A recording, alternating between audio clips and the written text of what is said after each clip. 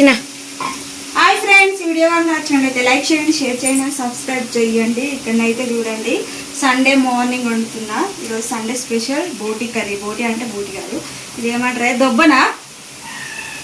ఇది దొబ్బ అంటే ఇవరు అది మొత్తం గుత్తిలాగా ఉంటుంది, అది మొత్తం సెట్కి సెట్ ఇట్లా ఎత్తారు అన్నమాట.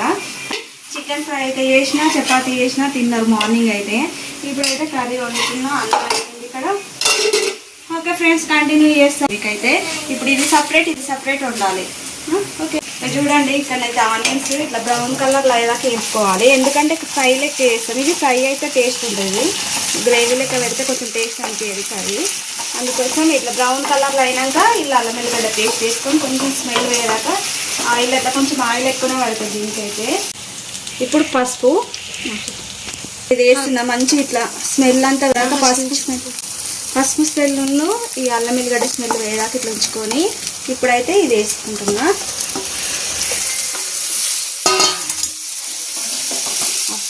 ఇదనైతే మూతనైతే పెడుతున్నాను. మూత పెట్టి ఒక 5 minutes దాకా మొత్తం దీంట్లో నీరు ఉన్నది కదా, అది మొత్తం పోయేదాకా ఫ్రై చేయాలి. ఇట్లనే చూడండి, మూత మొత్తం పెట్టద్దు, కొంచెం తీసి ఉంచాలి. ఎందుకంటే మూత పెట్టినామనుకో ఆవిరి వచ్చి కొంచెం నీరు అవుతుంది. అందుకోసం కొంచెం తీసి పెట్టినామనుకో ఇట్లా మంచిగా ఏగుతుంది అనమాట ఆయిల్లో. నీరు చూడండి ఎట్లా వెళ్తుందో, ఇక్కడ చూడండి చూపిస్తాం మీకు. ఇక్కడ ఇదంతా పోవాలి.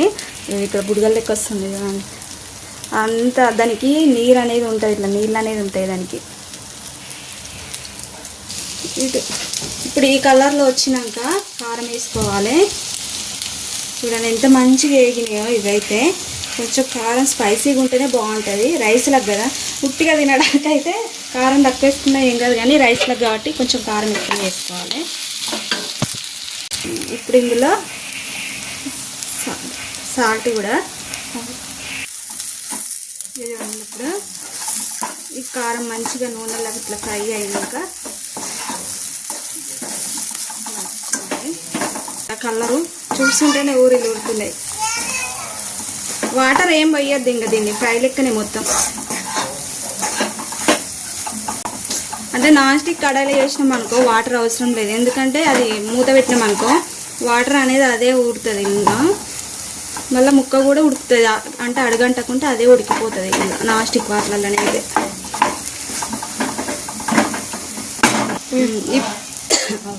ఇప్పుడైతే గరం మసాలా వేస్తున్నా, వేసిన కొత్తిమీర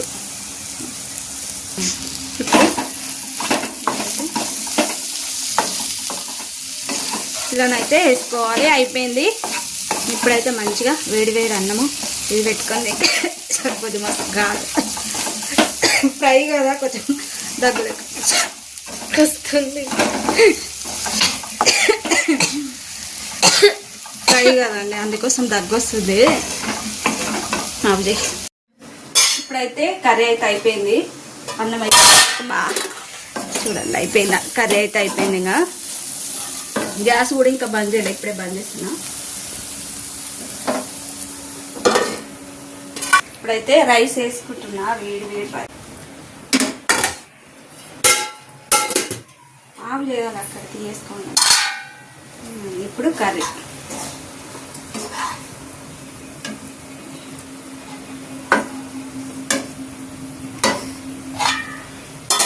చూడండి. ఇక్కడైతే అన్నీ అయిపోయినాయి, ఫ్రై లెక్క చేసిన. ఇది కర్రీ రైస్ తింటున్నప్పుడు ఎట్లుందో టేస్ట్ చెప్తా మీకు.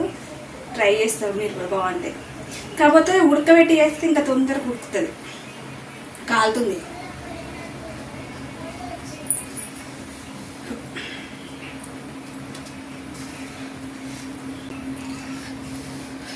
తింటారా? ఫుల్ కలర్ఫుల్గా ఉండేది కదా చూడండి. ఇప్పుడైతే తింటున్నా, తినండి.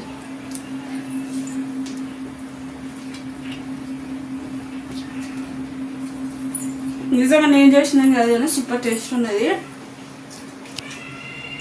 చాలా బాగుంది. ఓకే ఫ్రెండ్స్, నచ్చిన వీడియో మొత్తం చూసినాక నచ్చింది అనుకో సబ్స్క్రైబ్ చేయండి, లైక్ చేయండి, షేర్ చేయండి అండ్ కామెంట్ చేయండి. ఏమన్నా రెసిపీ చేయాలి చేసి పెట్టాక కానీ కామెంట్ చేయండి. Okay friends, bye.